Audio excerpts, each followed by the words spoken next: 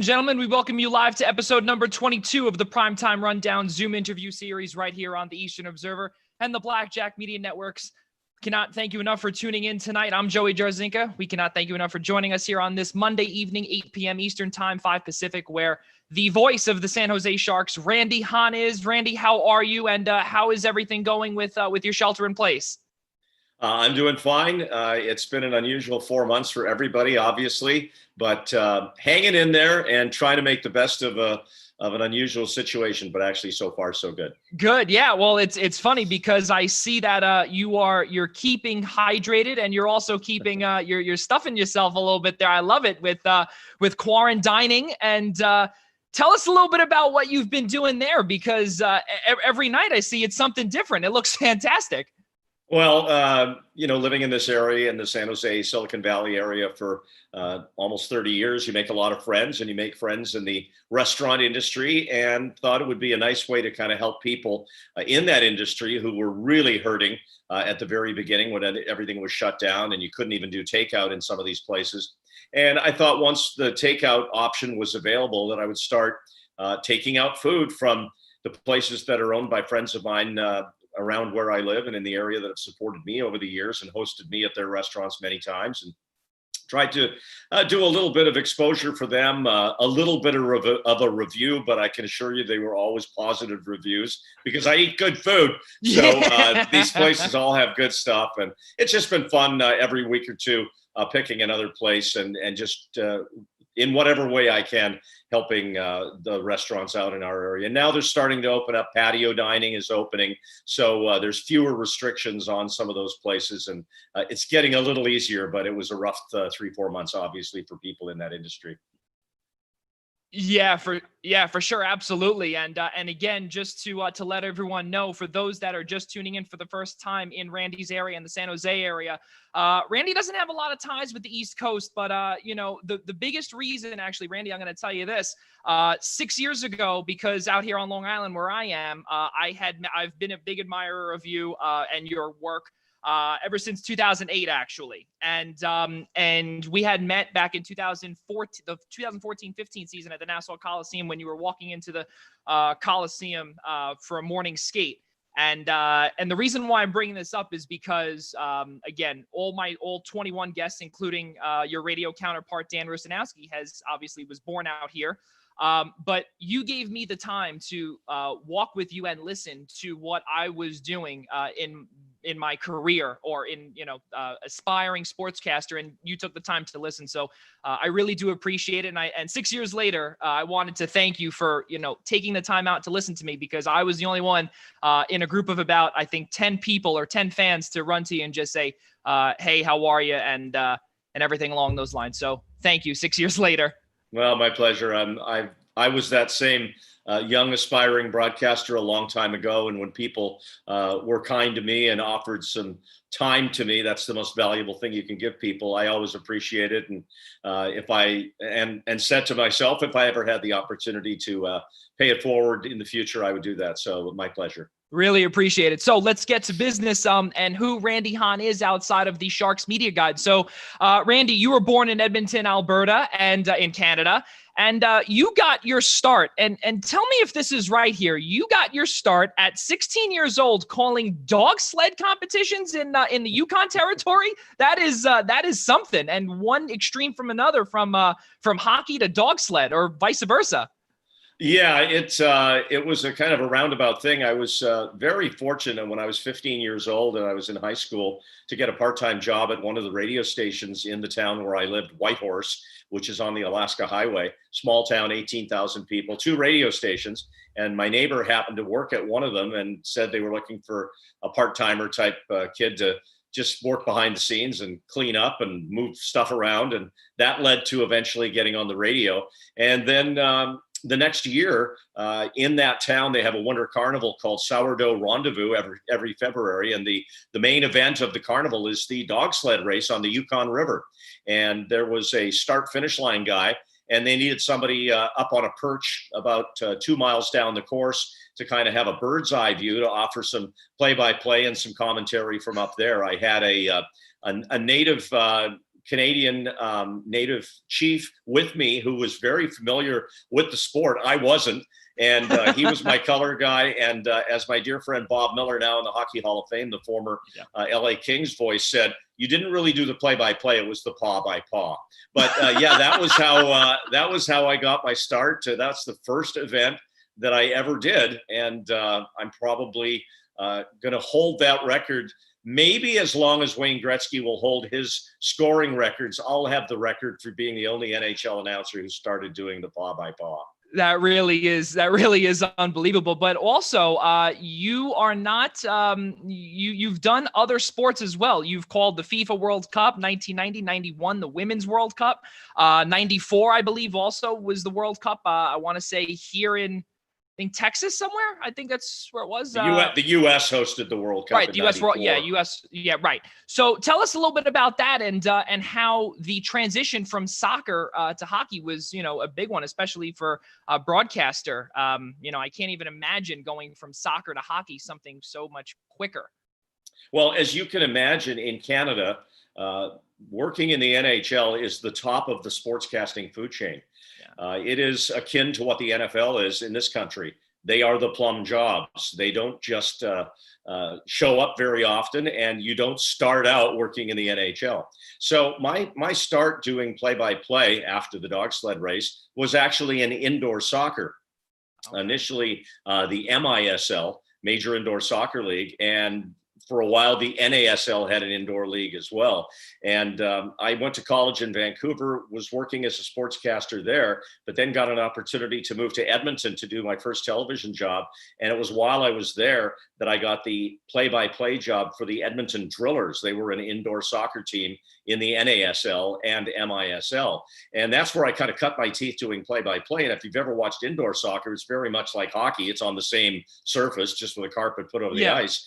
3 forwards, 2 defenders, and a goalkeeper. And that's the same configuration, of course, as hockey. So that's where I kind of got my reps in and my play-by-play background. And then I did outdoor soccer, as you said, a couple of the World Cups, which just a tremendous events to be able to be involved in Italy, US. I also, as you mentioned, did the first Women's World Cup in China, also the World Cup in Korea, Japan in 2002. So I did a lot of soccer, but I think in the back of my mind, my goal was to get into the NHL.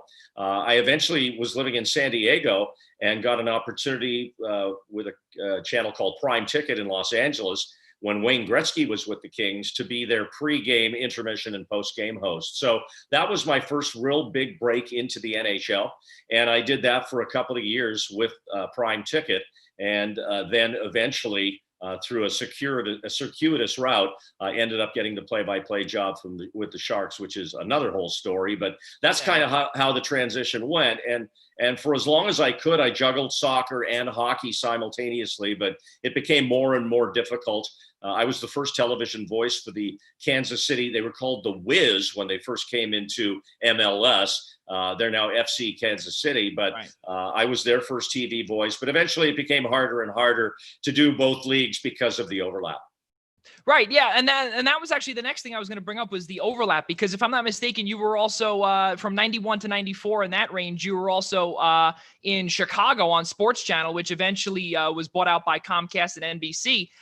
You did college basketball, baseball, volleyball, if I'm not mistaken, too, gymnastics, if I read that right. Wow. Yeah, that's right. So how was that? Well, that was great because I got to do a bunch of things that I'd never done before. I mean, who's ever done gymnastics until you do gymnastics? It's just not a thing that on high school or college radio that you would encounter.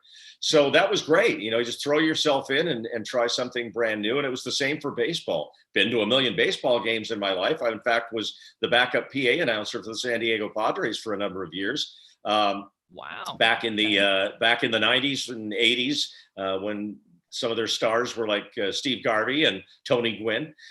So I was very connected to the sport, but I'd never done play-by-play of a baseball game. Well, you think you know how to do it until you try and do it, and then it becomes another whole animal. So I was anxious to try a lot of different things. College basketball was another thing that I had never done before. But being at Sports Channel in Chicago, who owned a lot of those properties, especially the college properties, I got the opportunity to do a lot of that. I did University of Illinois Chicago hockey games with Darren Payne, who was just Oh yeah. starting as a commentator back in those days and coming out of being a player. So that was a great time living in Chicago. I was commuting once I got the Sharks job from Chicago to San Jose for about 8 years, and then eventually permanently relocated to the Bay Area, where I've been now ever since. Yeah, and not only that, but also your roots in terms of with the Sharks, it goes all the way back to the team's inception in '91.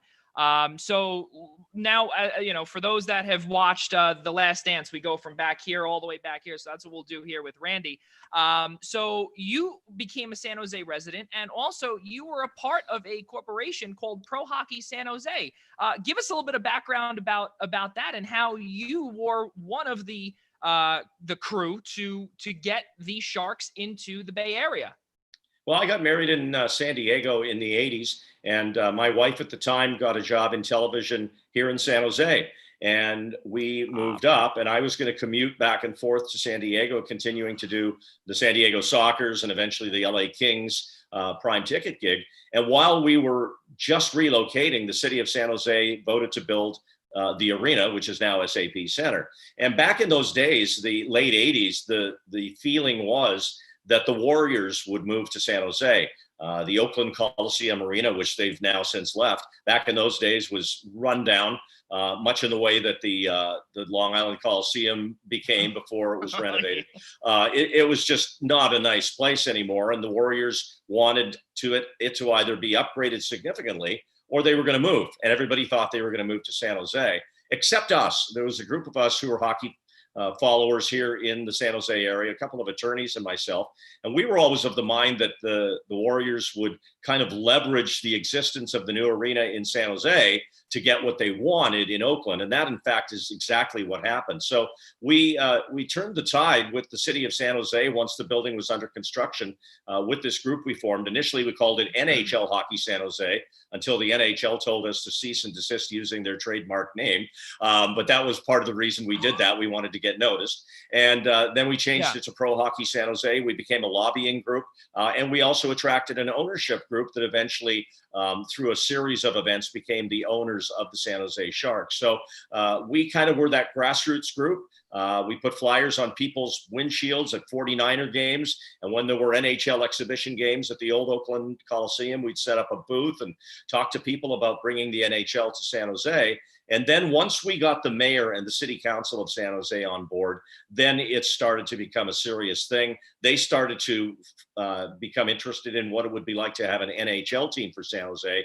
And of course, here we are almost 30 years later, and it's been a huge success. Yeah, I was gonna say beyond a huge success, but also, Randy, you've called 1,500 games and counting. Obviously, over 1,500 games. You called your 1,500th game on January 16th, 2016 against Dallas. Now, to be in the same category as like a Patrick Marleau or a Joe Thornton, where they have 1,000+ games or points or whatever the case may be. And Randy Hahn here has 1,500 games under his belt. What is that feeling like for you, and how humbled, honored do you feel to have 1,500 and continuously going for that? Well, number one, I'm lucky and grateful that no one who I work for has ever figured out that they should get rid of me. So it's been nice to hold down the same job for 29 years. I'll say that.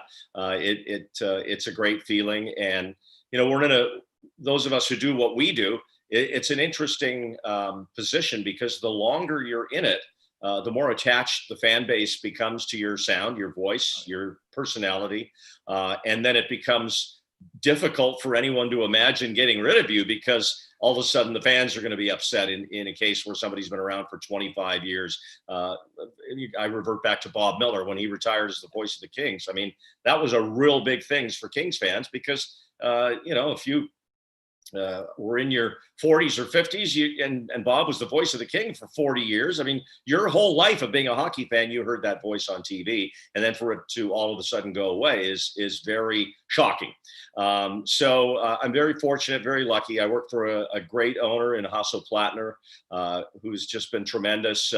When the good times were good, and especially now when things aren't going good, he's just taking care of everybody in our organization and wrapping his arms around the part-time employees in our building and things like that. So it's gratifying. It's a crazy number, I think.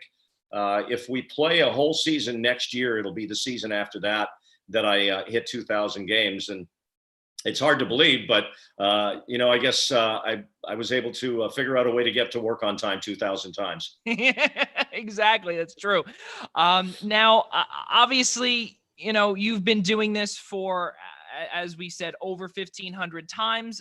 Now, a typical game day for Randy Hahn. Take us through what you would normally do, your preparation.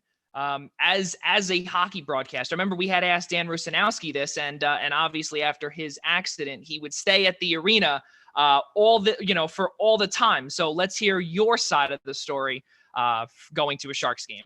Well, the routines are a little different if you're at home and on the road, obviously, because if you're on the road, you're working out of a hotel room, and you're in some ways more prepared because the whole reason you're where you are is for the game. When you're at home, there's the other things in your life that are swirling on around you, whether it's family or friends or things that come up. So it's a little different. But for a typical home game, if I'm going to the morning skate, and I don't always go, but obviously a lot of preparation has gone into it ahead of time, the days and night before, and just the ongoing, reading up on the league and staying current with everything that's going on and watching highlights. But, I'll go to morning skate here in San Jose at 10 o'clock in the morning, and I'll watch the Sharks skate.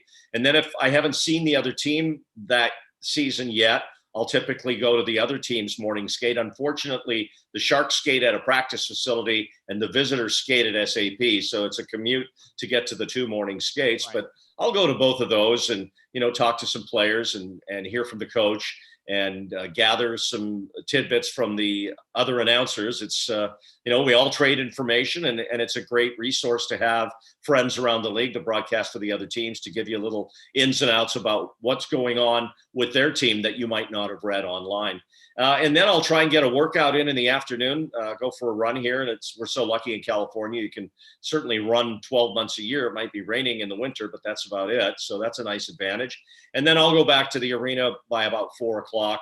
I'll turn on the Eastern games, which are coming on at 4 Pacific, start watching hockey while I'm working on my notes. And then by 5:30, I'm in a production meeting. And by 6 o'clock, I'm up in the broadcast booth and going through rehearsals and getting myself in position and getting ready for a 7:30 game. So that's kind of a typical day. It's strange for people who don't do what we do, because the average job that most people have that isn't in this industry, you get up in the morning at 6, 7 o'clock, you have breakfast, and you go to work at 8 or 9 o'clock. And then at 5 or 6 in the afternoon, you jump on the train or get in your car and you go back home and you're done for the day. Well, on game days, I'm up at 7 or so in the morning and going to a morning skate, but I don't really work until the last hours of my day. So you kind of have to pace yourself, because you have to be at your best between 7:30 and 10:30 at night, whereas most people by then are dialing it down. Yeah, no, absolutely. You said that perfectly, because I can definitely relate to making sure and pacing yourself throughout the day. It can and especially when you don't, and it's not a good call, and then it's just not good for the audience, or not good for yourself. Well, often the game dictates that too. I mean, I've done games where I've been dead tired, and all of a sudden it's an awesome game, and adrenaline kicks in, and it's no problem. You get through it. But there's other times when you're traveling or just sick or tired or whatever, and then the game ends up being, 1-0, right? And a slow affair, or maybe it was penalty filled but still no goals. Those ones can drag you down, but that's just part of the process, and there's very few of those. Absolutely. So now, you were bringing up before, you go for a run, and Randy, we've seen you post all the time on Twitter, on Instagram, about you going on a run, and going in different cities. I know out here on Long Island, I wish that you wouldn't be running in Hempstead, because there's really no place to run. But when you're in Brooklyn, obviously you can run wherever. You could run at the Garden or wherever the case may be. But When you come out here or even on the road, what is your favorite spot to run, if you will? Well, it's hard to nail down one. If you had to ask me 100% the best one, my favorite would be the seawall at Stanley Park in Vancouver. It's absolutely spectacular. It's about a 7 or 8 mile run, and for about 6.5 miles of that, you're running alongside the ocean and looking at beautiful mountains. So it's number one. There's lots of other great runs, though. I love running on Bayshore in Tampa, again along the water. Central Park, I mean, that's iconic, and even the West Shore Highway run in Manhattan. When we've stayed in Lower Manhattan before, I really enjoy that run and jutting out onto the little piers that go out from the sidewalk there. That's one I did. I've done a lot. Not this last season when we were in Long Island, but the year before that, I ran around the campus of Hofstra. So done that. I can check that off my list. Chicago Lakefront, obviously a spectacular place. Yeah. Arizona, there's so many great places that we travel to in the league. And, even in LA, when I get the chance to go down to the beach in Santa Monica, that's always a fun place to run to. There's lots of them, but Stanley Park is definitely number one. Definitely number one. That's definitely, I got to get, when I get out there, I definitely have to do that at some point. So now you were talking about Los Angeles, and I've seen you, Randy, call, you've gotten the call on NBCSN a few times. And if I'm not mistaken, there was a couple of times where you had Jim Fox as your color commentator. Now, because you go from obviously now with Brett Hedican and Jamie Baker, and sometimes you switch off. I had asked Dan this question. Now I'm going to ask you this. Whenever they swap, or in the beginning when Drew left and he went to Edmonton, Drew Remenda went to Edmonton, how difficult of a transition was that for you as a play-by-play broadcaster to make that immediate switch? Well, it might not have appeared as tough as it was. It was tough losing Drew because, in this business, when two broadcasters have chemistry and a play-by-play color kind of setup, and by that I mean chemistry among themselves and with the viewers, it's pretty special. And Drew and I, over 13 years, had developed quite a chemistry. I mean, it's something we felt after about 2 years, and then we could tell the fans really enjoyed the approach we took to broadcasting the games. And you have to keep in mind, I mean, and this is going back almost 20 years now when he and I started together. This is not a traditional hockey market. This is an expansion market. The sport was around here in various forms before, and the old California Seals existed in the NHL back in the 60s, but this was not a hockey area by any stretch of the imagination. And what works on a broadcast in California for fans who maybe want to be as entertained by the announcers as they want to be entertained by the game won't work in Toronto, or maybe won't even work in New York. Much more traditional, sophisticated hockey markets. So our approach was a little more whimsical sometimes, and we would get off on tangents and try and crack each other up. And the kind of relationship we had with the viewer, I think, was that it always felt like there were three people in the room: Drew, me, and the viewer, and we were all in on the inside jokes. And people seemed to appreciate that and grow into liking that. So when Drew left for the Oilers, it was big. And it took a while to develop that chemistry. And now, as the Sharks have elected to rotate Jamie Baker and Brett Hedican into the TV analyst chair, it's great because I think the fans are getting two different perspectives from two different guys. One guy who was a Stanley Cup winning defenseman in Hedican, and another guy who was a fourth liner who fought his way to craft a really nice 10-year or so career in the NHL, Jamie Baker. For me, it was just getting used to each of them, us getting our own chemistry. And we're so used to it now that, we know the other's sense of humors and things like that. And it's fun. And then every once in a while, we do the triple cast where there's all three of us, and then we have a ball. So it's really a lot of fun. And it was a transition, though, at the beginning, but certainly isn't an obstacle in any way anymore.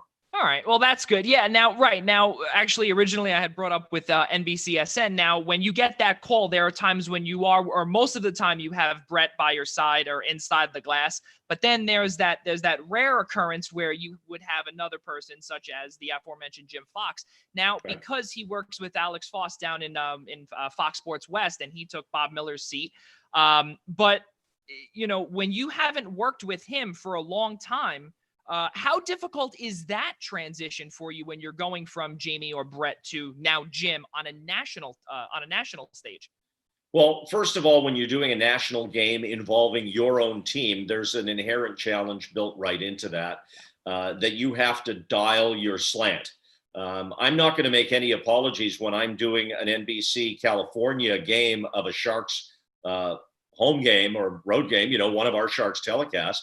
I'm leaning toward the Sharks. I mean, I want the Sharks to win. I want them to do well. It matters to me that they're successful. But once you're on that national stage, I think it's incumbent on the broadcasters to play it a lot more down the middle. And that becomes even harder when it's, say, Brett Hedican and I doing an NBCSN game of the Sharks versus Vegas. Another of our big rivals. But lately, the folks at NBC have, when they can, scheduled, for example, if it's a Sharks LA game, as you alluded to, me doing the play-by-play and Jim Fox doing the colors. So you get a person from each team. There was another game this year where Alex Faust did the play-by-play, Jamie Baker did the color. So you had that element from both teams. And I was surprised how easy it was working with Jim Fox. Maybe it's because I've known him for so long, even going back to when I worked for the Kings and he was still playing, and having had him in our division and watched his work for many, many years and appreciated him. When we sat down in the booth, it was like hand in glove. It was a really good feeling.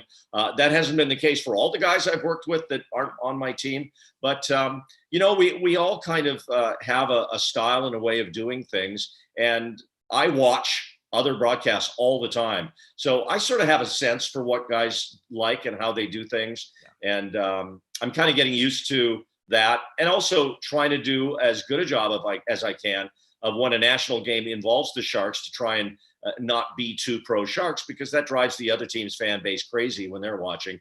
I don't think I can ever win really when doing a Kings game or a Vegas game, because I will bend over backwards to be pro Vegas or pro LA, and they still call me a stinking homer. Wow, that's unfortunate, I guess. That's wild. Just the way fans are. It's okay. Yeah, it's true. I can definitely attest to that as a fan myself sometimes. But now, with you being a Sharks homer, as you had alluded to with some of the fans, you were actually recognized, Randy, as one of 5 employees still remaining with the Sharks during the 25th year anniversary. You were recognized as one of 5 to still be with the team 25 years later. Your radio counterpart, Dan Rusanowski, was another one. He was the second one. Now, again, one of just 5, and you are one of them. Talk about what that means to you 25 years later. Well, it's remarkable again to me. So many people have passed through the doors over the years, and somehow Dan and I mean, he was the original radio voice. I was not the original TV voice. I was used on a part-time basis in the first 2 years. Joe Starkey, who's probably most famous for arguably the most famous call in college football when the band came on the field in the game between Cal and Stanford. He was the original Sharks TV voice, but he had so many other things going on. He did 49ers as well, that he had to miss games, and I filled for those games. So I was around in the first 2 years from the very beginning. And of course, we talked about that role I had with the support group to try and get the franchise going. It's just, when I got involved in that group 3 or 4 years before the Sharks ever existed, my hope was maybe I can create a job for myself if a team ever comes here. Right. And here I am 30 years later, and that's exactly what happened.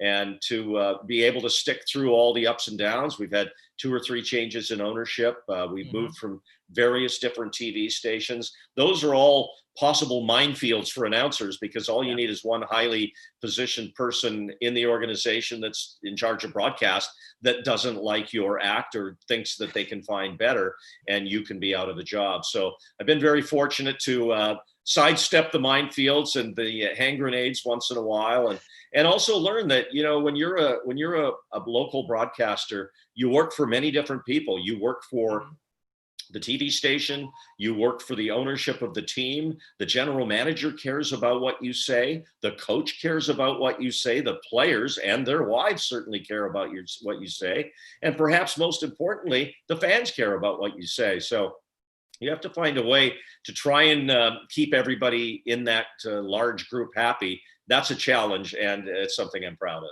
Yeah, absolutely. And it's funny because, again, in our industry, I could completely relate to some fans with college basketball out here. I do Northeast Conference games and some Big East games for St. John's and Seton Hall, and I've heard one bad game before from the SID telling me that it was not a good game, but we'll get him next time. And the fan reaction was horrendous. So I know exactly how that is. And in the New York area, it's absolutely brutal because, it's almost like you want to just put your head into sand and never come out and show your face again. It's tough. Don't read Twitter. Yeah. Oh God, no, that's brutal.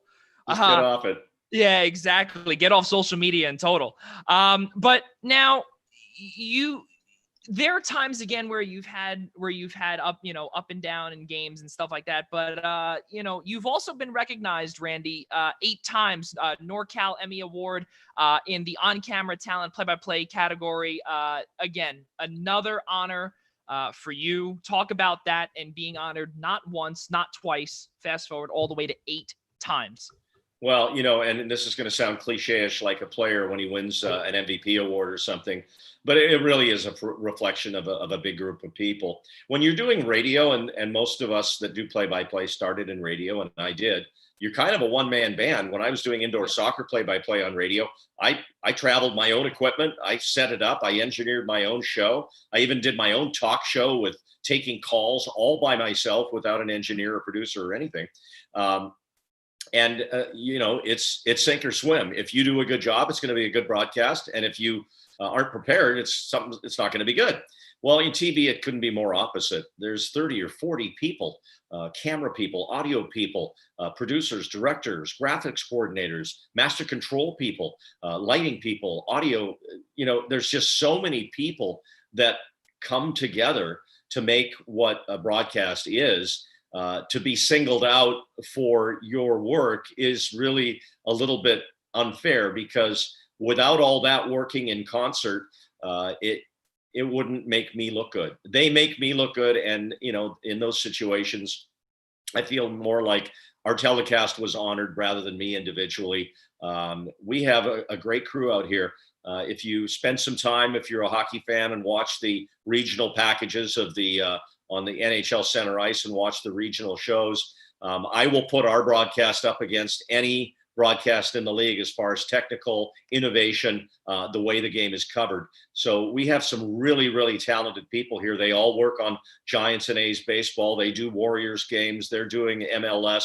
Many of them do network NFL games on Sundays. They fly all over the country because they're that good at what they do. So I'm just blessed to be surrounded by outstanding people in that field, and that just makes me look good. And, that's a byproduct of that. A very selfless attitude. I love it. Yeah. So now you've also done, actually, you were the play-by-play voice for the 2K series many years ago. Well, not many years ago. Wow. I'm outdating myself. That's brutal. It was a while ago. It was. Yeah. Yeah. So you know what? Now that we're on this, where you're in shelter in place, New York pause, it's 2020 still, and it's only June 15th. My goodness. Don't even completely lost count of the days, but 2K9, 2K10, 2K11, you were the play-by-play voice. Now talk about the work that gets put into calling a video game and to be the voice of a video game. 3 years in a row. It was way more than I thought it was going to be. I'll be honest with you. The way that worked was the majority of the work was done the first year. And then in year 2, we spent probably 30 hours in the studio to update it. And then in year 3, another 30 hours in the studio. But year 1 took about 125 hours. So that was a lot of trips to the studio, and we would only do it at the most 5 hours at a time, because after that, your voice starts to give out.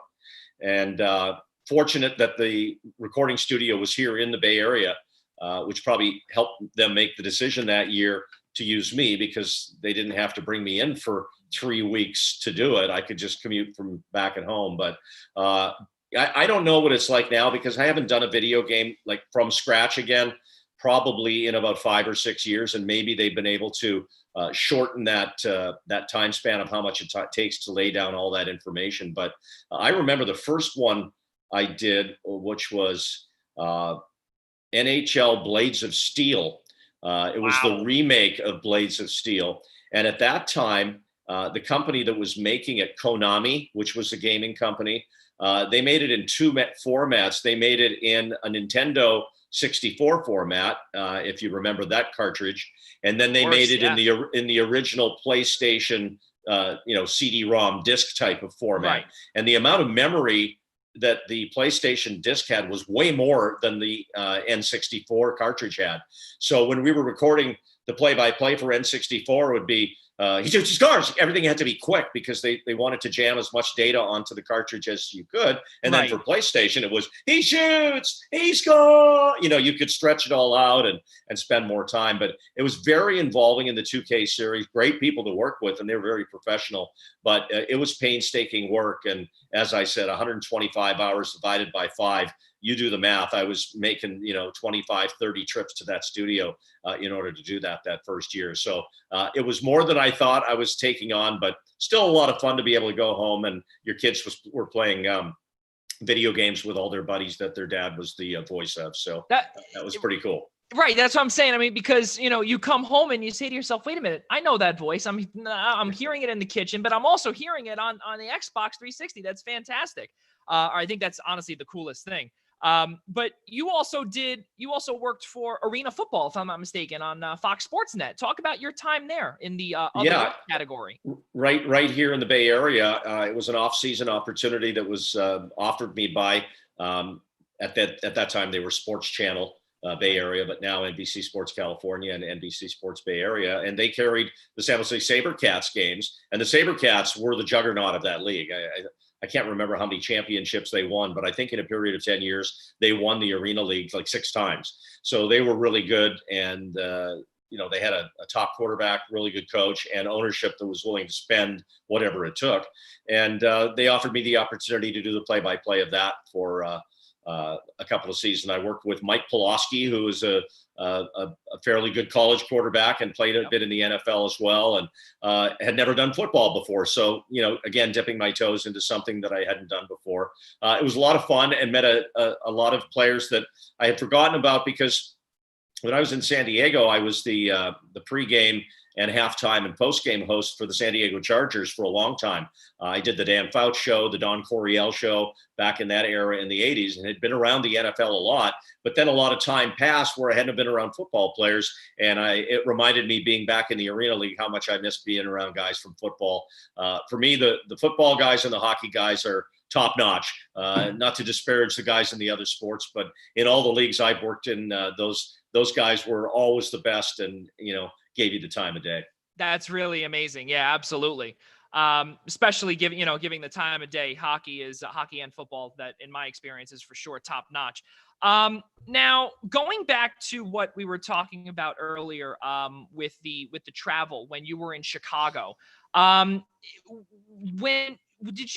there any problem ever with crossover season? With when you did baseball at times, or you did college basketball, but then you also had the Sharks too. And you were saying earlier that you were traveling back and forth for, if I'm not mistaken, 8 years. Yeah, I commuted from Chicago for 8 years. So the Sharks were my priority. But back in those days, the Sharks didn't televise all the games. I would have been over 2,000 games a long time ago, but probably for the first 10 years, the Sharks only did up to 60 games a year out of 82. They just didn't have the demand for a full package of live games in those days. Right. They would even have some of their games tape delayed When we were on the East Coast, say playing the Islanders, a 7:30 game in New York, well, that's 4:30 in the afternoon here. People aren't home from work, so they would delay even showing the game until 6 or 7 at night so that people could actually see it. But that's a different time. Everything has to be live now or people won't watch it. Yeah, I was doing 55, 60 games a season. So I would have stretches in the season where there were maybe 2 or 3 games in a row that weren't televised, and I would just fly home to Chicago for the week and then come back. So that's the way I kind of managed that. And then in the off season is when I did those other gigs and tried to squeeze in some other work in some other sports. But eventually, as the NHL commitment became greater and greater, and the Sharks did more and more games, and now we've probably been doing all the games for the last 20 years. It's been pretty tough to do another sport, especially in this marketplace. I know, like in a place like New York, where it's more common for Kenny Albert to jump from doing a Ranger game on radio to maybe filling in and doing a Knicks game and then doing an NFL game on Sunday. Here, it's just not that easy to move around to the various different sports. And quite honestly, teams want identity. If you're the Sharks, you want the same TV announcers. You want your fans to recognize your guys. And that's the same for the soccer teams that I used to be involved with. Eventually, they wanted their face and their voice and somebody who wasn't going to just take off because he had a hockey game he had to do. So that's how that worked. But yeah, for 8 years, I did that commute from Chicago to San Jose, put on a lot of frequent flyer miles, but certainly glad I don't have to do that anymore. Although Chicago still is the favorite place I've ever lived in.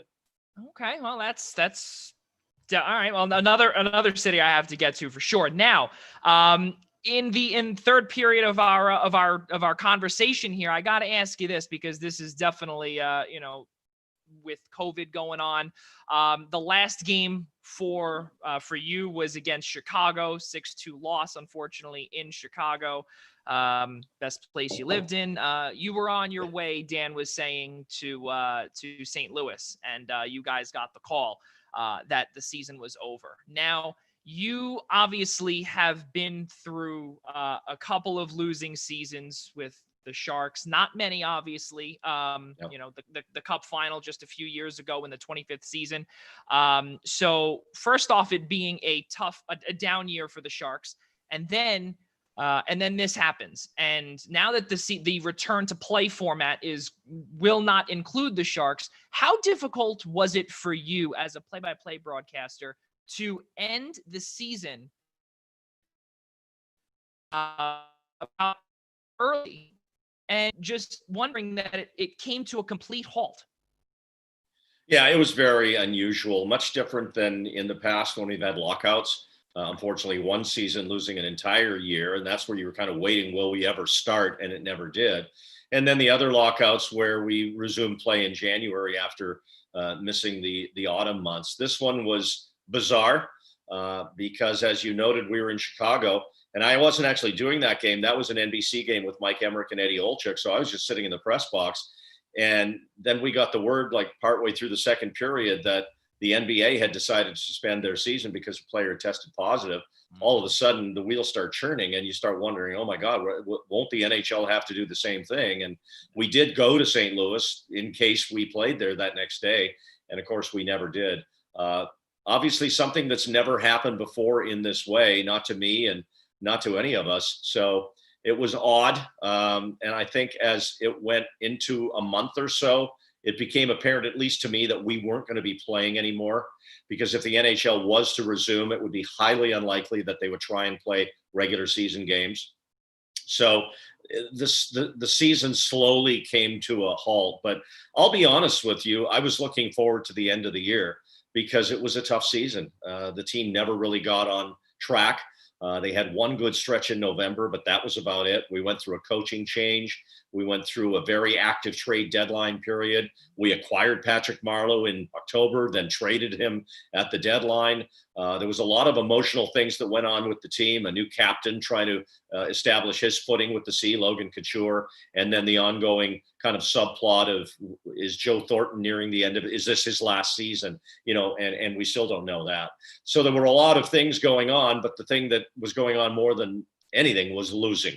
And we weren't used to that. The Sharks have made the playoffs almost every year they've been in the NHL. I think they've missed it now maybe 5 times out of almost 30 years. So we were used to that level of success. And with the kind of team we had coming out of training camp, the expectation was very high that the Sharks were going to be a playoff team, if not a cup contender. I mean, they had gone to the conference final last spring against the Blues. So it was a very disappointing year, and it came to a very bizarre end, but maybe fitting for the kind of year it was. And hopefully that was a one-off, and the team can get turned around next season, whenever that is. And it looks like next season will probably be December. Which is wild. And now that's another thing for you too, because that would be almost, let's say, a 9-month layoff, and something for you. Could have had a baby. Yeah. He could have. That's true. But now, in all seriousness, though, for you to have that lengthy layoff, do you feel that could potentially affect you in any way, or any chemistry, or? I'll be honest with you. Every season, when we get ready to go back on the air, and we don't do preseason games, so our first telecast is a regular season game. I mean, you're nervous. Do I still know how to do this? Can I still put the words together? And that's an ongoing thing. That's a little stage fright, and there's nothing wrong with that. And your voice is a muscle. And when it's out of practice for a period of 5 or 6 months in a normal off season, those first 2 weeks of doing games, you feel it. You're a little sore until you get back into announcing shape of being able to talk for 2.5 hours nonstop. This will be longer. You're right. It'll be, if we go from March through, say, till December, that's going to be a 9-month layoff. So hopefully I've still got my fastball. We'll find out, but I'm going to pitch for us maybe doing a rehearsal game, even if it's just closed circuit before that, or do something to get myself ready, maybe watch some old games here at home and just call them with the sound turned down to get the pipes going again. But there's always that little bit of nervousness before every season starts, and this year will probably be no exception. Yeah, I was going to say there's especially the muting the TV is the best thing for all you play-by-play broadcasters or aspiring broadcasters out there. I did absolutely. it. You have to do it to or move to a smaller city and get your reps, and you'll get there eventually. But let's go into a little bit of rapid fire here as we close out this little hour here that we have. Randy, first off, again, I want to say thank you for taking your time again. I see it's nice and sunny where you are. And here it's getting dark. So, for you to be inside when things are starting to open up, I really do appreciate it. And all of our,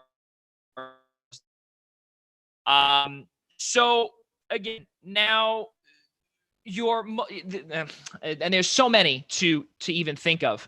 Your favorite call, your best call or favorite call in your time as the Sharks play-by-play guy.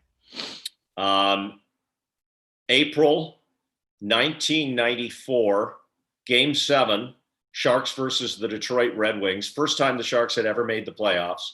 Year 3, and that was coming off a year 2 when they went 11-71-2. There were 2 ties. It was before overtime. Year 3, they had Igor Larionov, Sergei Makarov, Artur Zerbe, and Game 7 in Detroit at the Joe Louis Arena. Jamie Baker scored in the third period with about 10 minutes to go. And that turned out to be the winning goal in one of the biggest upsets in Stanley Cup playoff history up to that time. And the Red Wings were the number 1 seed and the favorite to win the Cup that year. That's still my favorite call. My favorite game would be last year, Game 7 against the Vegas Golden Knights, when the Sharks scored all those goals during the 5-minute major penalty and shocked Vegas in Game 7. But those are the 2 favorites. Yeah, I was gonna say now to go back to what we were talking about with making sure that you have to be a little unbiased on NBCSN, but with that game, with Game 7 for you, because obviously the first round, the regional action, you guys are able to still call that. Right. How was that? I think I heard you call it once, and I know I don't usually do it with anybody. I did have to hit volume down just a little bit. How was that for you live? Well, it's hard to explain how unbelievable it was. But, to be down like that in the third period with 10 minutes to go, down 3-0. And you get a 5-minute major penalty. And one of the rules of playoff hockey is if you get a 5-minute major, anything can happen because you can score power play goals at will. You can, the man doesn't come out of the box. Right. So it's 3-1. Then it's 3-2. Then it's 3-3. And it was, they finally tied it. Then they take the lead. This is all on the same power play. Yep. Well, I mean, the building was ready to just explode. And so was I. I mean, it was an incredibly emotional thing because when it's 3-0, I'll be honest with you, I'm starting to think about what I'm going to say during the handshake at the end of the game. You want to give Sharks fans hope for next year, but clearly they were beaten by a better team, Vegas, and maybe shut out in Game 7 on home ice. So those are the kind of things I was thinking about. And then all of a sudden what happened. And then to go from leading 4-3 only to have Jonathan Marchessault tie it again with about 90 seconds to go in regulation and then send it to overtime. It was an absolutely emotional roller coaster of which I've never been on before, probably never will be again. And I haven't seen people hug, kiss, dance in the streets in San Jose ever before like they did that night. It was an incredible night. Yeah, and for those that did not watch, Barclay Goodrow was the one to score that overtime goal. That one was absolutely insane. And I remember when I was watching it here late at night, that was really something. Now for you as a play-by-play man and to look up to someone like you, which I have, but for others that don't really know you, during these uncertain and rough times, not only in America, but also with the pandemic, shelter in place, New York pause out here on the East Coast, we have been told, obviously, to stay inside. Obviously, things are beginning to open up, but in the times past when we've heard, it's been raining outside or, we can go just for a little bit outside and come back in. For the aspiring broadcaster or athlete, what is your advice to them to make sure that, you can still do it amid everything that's going on? Well, I think you touched on it, and especially for broadcasters that are trying to break in and maybe they're in college or maybe they're even still in high school and thinking this is what I want to do. I want to be a sportscaster. You have to get the words out of your mouth. You and I could maybe both agree that Syracuse has the best sports broadcast program in Division I. Bob Costas came from Syracuse, and there's a long list of accomplished broadcasters that came out of Syracuse. But you can graduate with an honors from Syracuse in sports broadcasting, but if you can't get the words out of your mouth and actually do a game, it doesn't matter. And I'm not saying don't go to college, please do, but you need practical experience. And anything you can do during this time, like turning down the sound on a game and doing your research ahead of time. And most of the games that are on right now are replays anyway, so the final score, what happened. You can prepare your charts and your information, knowing ahead of time what's going to happen. But getting the words out of your mouth is the key thing in this business. It takes reps. Very few people are good at it right out of the gate. Very few athletes who become color guys are good at it right out of the gate. Tony Romo is a freak because he hasn't been doing it that long, but he's already arguably the best color broadcaster in the NFL. That is an anomaly. Most of us have to get in our reps and get better at it and make our mistakes. And the only way you do that is by keeping on doing it. So any way you can keep doing it, you aspiring broadcasters out there, even though the team you might get to do when there's sports happening isn't in action right now, try and figure out a way to get some reps in. And even if it's doing a Zoom call like this, you're talking and you're doing what you do. Yeah, absolutely. And to do, as I said, that's one of the reasons why I started this. And as I did mention to you, is to stay fresh and to keep getting the words out of your mouth, whether it be either to stutter, you're still eventually getting it, getting it out. Now, who's the biggest inspiration in your life, hockey wise, that made you stay on course, going all the way back from your time calling dog sled races and all the way up to now as the voice of the San Jose Sharks? Oh boy, there have been too many to just have one. At the very beginnings of my career, getting the opportunity to work with the Sharks, and even before the Sharks became an entity, Brian Burke, who has been an executive in the NHL for a long time, was working with the Vancouver Canucks back in those days as their assistant GM, and he was extremely helpful in helping our group further our desire to get a team for San Jose. And as I've been a broadcaster, he's always remembered special milestone moments in my career, and has always been made a point to reach out at those times, and he's been an inspiration. Bob Miller, who I mentioned, I got to work with him with the LA Kings and then be a colleague of him for almost 30 years, a true inspiration, a real gentleman, but someone who learned how to have fun. One of the first producers I ever worked with, a New York-based producer, Mark Stolberger, who was on the old NHL broadcasts on USA Network when Al Trautwig and Gary Green were the broadcasters, and he became our producer for the Sharks for many years, was a big influence. And now I work with a tremendous producer, Sean Madison, very forward-thinking, very detailed, but also appreciates that we are a unique market and our fans want more than just hardcore nuts and bolts hockey. So I've had so many influences, so many people who have helped me along the way. And again, going back to how we started this, you can't really repay them all back for what they've done for you. The only thing you can do is pay it forward and help people who are trying to get the same thing done that you were a long time ago. Yeah. It's the truth. Actually gave me chills as you said that. That's really is to the point.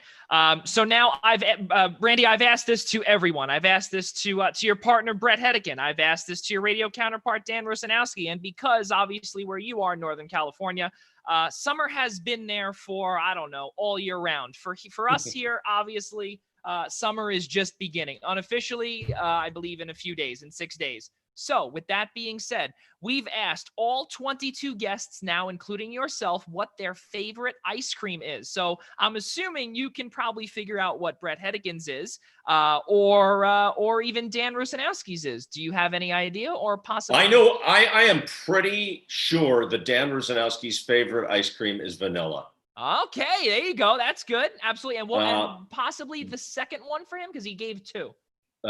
Could be chocolate. I don't know, Okay. But I'm a strawberry ice cream guy. I do deviate though, and my flavor range when it comes to treats has been expanded. My girlfriend owns a cupcake bakery, and she won Cupcake Wars on the Food Network a number of years ago.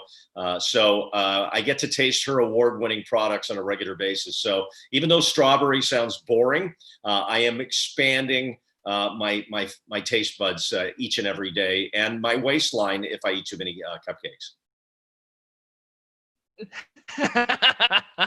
Oh, that's fantastic. All right, so strawberry. So that's good, because what we got from Brett was Americone from Ben and Jerry's, and he was the only one that gave us an exact thing or exact flavor from a specific ice cream parlor. So that's pretty good. So strawberry, we'll put that down. Now you were just talking about the cupcake business. We've seen on social media, Randy, that you've been doing some deliveries as well. Yes. That is my side hustle now. I am a part-time cupcake delivery guy. So it's 6 days a week. I work from about 9 to noon, and just helping her out because it's been a tough time to keep employees employed and things like that. So I'm just doing it for fun. It's a blast. I've met a lot of fun people, and also got to know my area. This is San Jose is a big area. A lot of East Coast people probably wouldn't recognize that it's bigger than San Francisco in population. It's the third biggest city in California behind LA and San Diego. So this is a vast region. And I'm getting to know a lot of it, the side streets, the neighborhoods, the shortcuts. So it's been fun. 30 years later, that's pretty good. You know, you're especially now, now is the time to really start doing things that you weren't able to do in your off season, if you will. One final question, Randy. So obviously you've been doing You've been the cupcake delivery man. You've been the Uber Eats, if you will, for some. And is there anything that else you've been catching up on that you've wanted to, during your normal off season, or something that you normally wouldn't be doing when the world is normally spinning?